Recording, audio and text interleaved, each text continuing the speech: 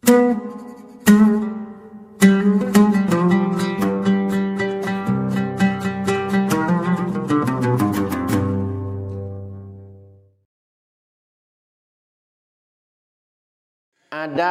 yang membatalkan puasa karena masuknya benda padat atau masuknya benda cair. Kalau benda gas ini tidak masuk. Beda dengan batalnya wudhu.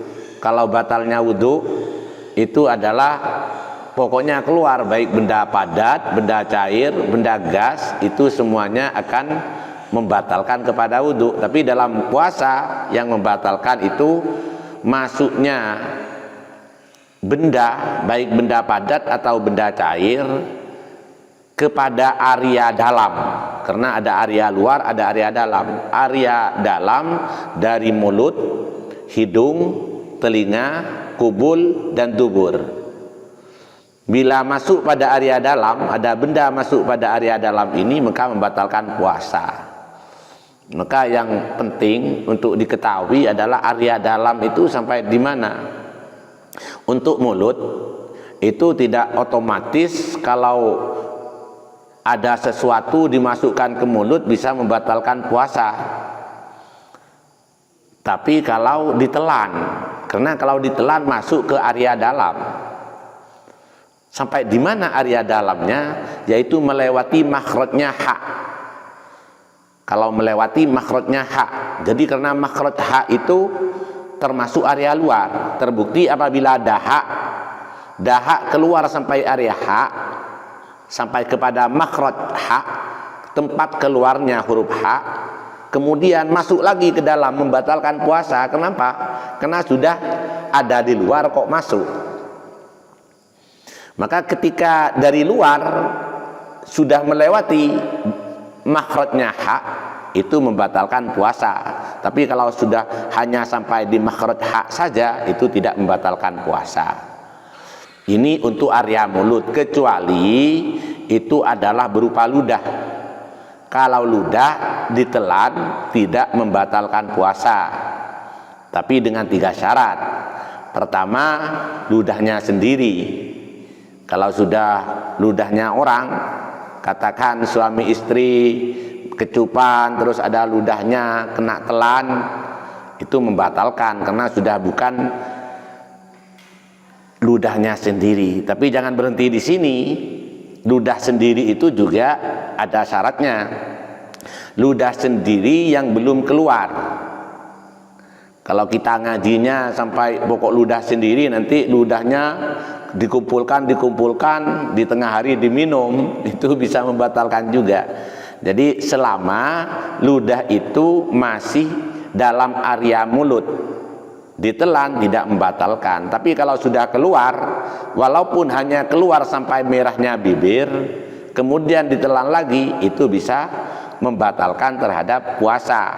Oleh karena itu kadang pada siang Ramadan ada anak gemesin kemudian dikecup, ya tidak membatalkan kalau kecupan pertama. Tapi kalau kecupan kedua dikecup lagi, kena kepada ludah yang tadi kemudian ditelan, itu bisa membatalkan terhadap puasa. Yang syarat yang ketiga, ludah tidak membatalkan puasa bila ludahnya itu masih murni, tidak bercampur dengan perkara lain. Kalau sudah bercampur dengan darahnya gusi, darahnya bibir, apalagi campur kopi atau teh, itu sudah membatalkan kepada puasa. Jadi semua yang ditelan lewat mulut itu membatalkan puasa, kecuali menelan ludah. Ludah itu pun tidak membatalkan puasa bila mencukupi 3 syarat. Pertama, ludahnya sendiri. Kedua, ludah yang belum keluar dari area mulut. Yang ketiga, ludah yang masih murni, tidak bercampur dengan barang lain. Ini untuk mulut. Kemudian bisa membatalkan juga apabila dari hidung. Hidung apabila kemasukan barang itu bisa membatalkan puasa. Sampai di mana hidung? Yaitu apabila sudah pangkal hidung. Jadi ini yang sudah lurus dengan mata. Yang sudah lurus dengan mata kalau sampai di sini itu membatalkan puasa. Khaysum ya, khaysum. Jadi kalau cuma orang ngupil istilahnya ya dengan ketumbat tapi hanya bagian depan saja ini, tidak sampai kepada pangkal hidung, maka itu tidak membatalkan puasa, karena yang membatalkan puasa lewat hidung apabila sudah sampai kepada pangkal hidung, yaitu yang sudah melurusi mata ini. Kemudian bisa membatalkan juga kalau lewat telinga. Telinga itu di mana batasnya? Ini yang perlu. Batas telinga itu yang sudah dari luar sudah tidak terlihat masuk, ini membatalkan kepada puasa. Hanya saja ini masalah khilafiyah. Jadi kalau Imam Al-Ghazali mengatakan masuknya sesuatu, air atau apa ketika mandi lewat telinga itu tidak membatalkan. Ini enaknya ketika kita senang mandi, kadang kalau yang lain bisa, tapi kalau telinga kadang sulit untuk mengantisipasi air tidak masuk. Maka Imam Al-Ghazali mengatakan karena telinga itu bukan lubang yang terbuka, bukan al-munfatih, maka tidak membatalkan kepada puasa. Hanya mayoritas ulama mengatakan bahwa masuknya sesuatu dari telinga bila sudah sampai pada area dalam yaitu yang tidak tampak dilihat dari luar. Kemudian yang keempat adalah lewat kubul. Kubul itu mana? Ini kalau yang laki-laki ini memang sulit untuk kemasukan barang lewat kubul ya. Jadi kalau sudah masuk lewat kubul, baik laki-laki atau perempuan, membatalkan kepada puasa. Cuma yang perlu dijelaskan adalah kalau laki-laki itu sudah jelas, dan itu jarang kemasukan barang lewat kubul kalau laki-laki, kecuali memang sudah darurat, perlu selang dimasukkan umpamanya. Untuk perempuan apabila sudah sampai pada area dalam.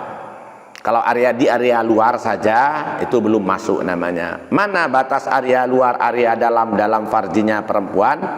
Yaitu yang tidak tampak ketika duduk jongkok.